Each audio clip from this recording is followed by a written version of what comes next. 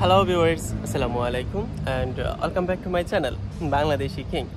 প্রিয় দর্শক কেমন আছেন সবাই? আশা করছি ভালো আছেন। আলহামদুলিল্লাহ আমি ভালো আছি এবং আপনাদের সবাইকে সুস্বাগত জানাচ্ছি প্রিয় চ্যানেল বাংলাদেশি কিং এর আমার আজকের এপিসোডে। প্রিয় দর্শক, লন্ডনে বাচ্চার রুটে মানে বাচ্চারা কত বছর পরে লিগ্যালিটিটা পাবে সেটা এদেশের নতুন নিয়ম চালু হয়েছে।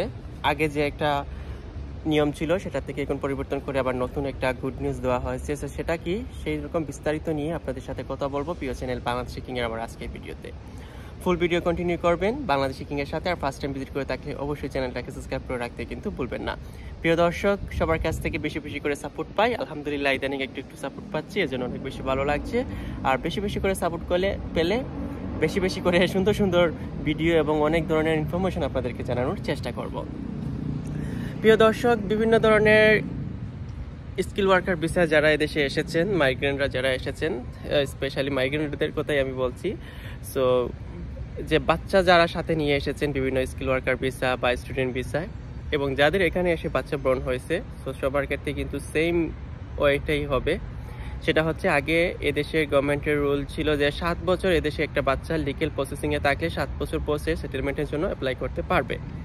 সো এখন সেটাকে পরিবর্তন করে নতুন নিয়ম করেছে, এটা হচ্ছে 5 বছর। সো এটা বেটার, মানে 2টা বছর কমিয়েছে, এটা অনেক কিছু ভালো। কিন্তু আসল কথা হচ্ছে এটা খারাপ পাবে এবং খারাপ পাবে না। কারা এই 5 বছর পর অ্যাপ্লাই করতে পারবে বাচ্চার জন্য এবং খারাপ পারবে না। ডেফিনেটলি বাচ্চা তো আর একা না, এদেশে বাচ্চার সাথে বাচ্চার মা বাবা আছে। সো বাচ্চার মা বাবাকে এই 5 বছর যে কোনোভাবে লিগ্যাল রুটে থাকতে হবে, মানে ওভারস্টে হলে চলবে না। যে কোনো একটা অ্যাপ্লিকেশনের মাধ্যমে এখানে লাইক ভিসার ক্যাটাগরিতে থাকতে হবে।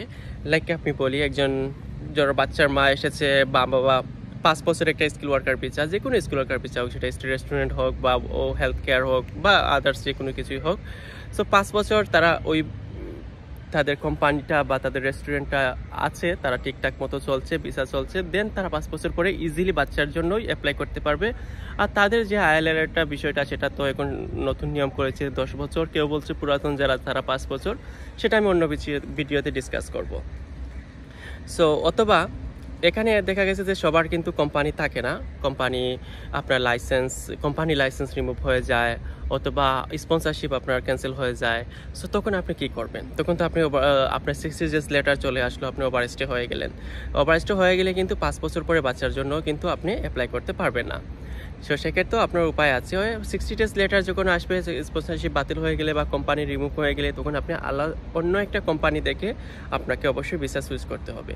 তবে এখানেও একটা মানে প্রবলেম, যে অন্য ভিসাতে সুইচ করতে হলে কিন্তু সেম প্রসিডিউর টু বাংলাদেশ থেকে আসার সময় আমরা যে হিউজ পরিমাণে টাকা এখানে আমরা ইনভেস্ট করেছি, সো এখানে অনেকগুলো টাকা লাগে। সো এখানে এই সময়ের মধ্যে সব টাইমের ভিতরে এতটুকু টাকা ম্যানেজ করা বা ভালো একটা কোম্পানি ম্যানেজ করা পসিবল না।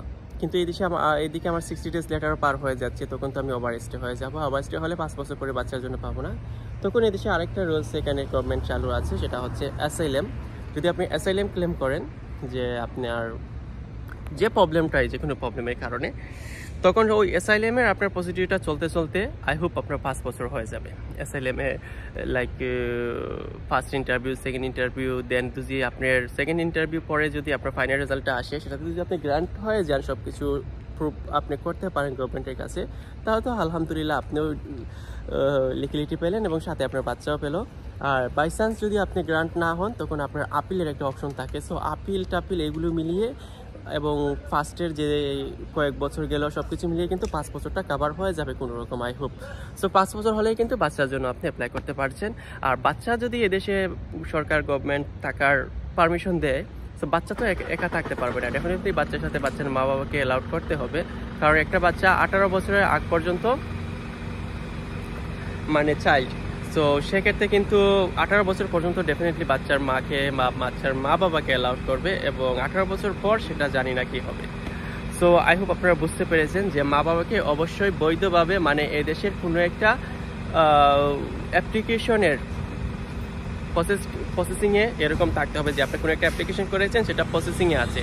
লাইক অ্যাসাইলাম আপনি করেছেন, কিন্তু সেটার রেজাল্ট আসতে 1 বছর 2 বছর সময় লাগছে, কারণ সেটার বিভিন্ন ধাপ আছে। সো ধাপগুলো আপিল আছে, মানে অনেক ধরনের আছে না। সো সেই কিছুর পর আপনার 5 বছর হলে অবশ্যই অ্যাপ্লাই করতে পারবেন। সো এটা একটা গুড নিউজ যে 5 বছর করেছে, 7 বছরটাকে 2 বছর কমিয়েছে। 2 বছর কিন্তু অনেক সময়, কারণ 7টা বছর বৈধভাবে থাকা কিন্তু অনেক টাফ, 5 বছরই থাকা অনেক টাফ।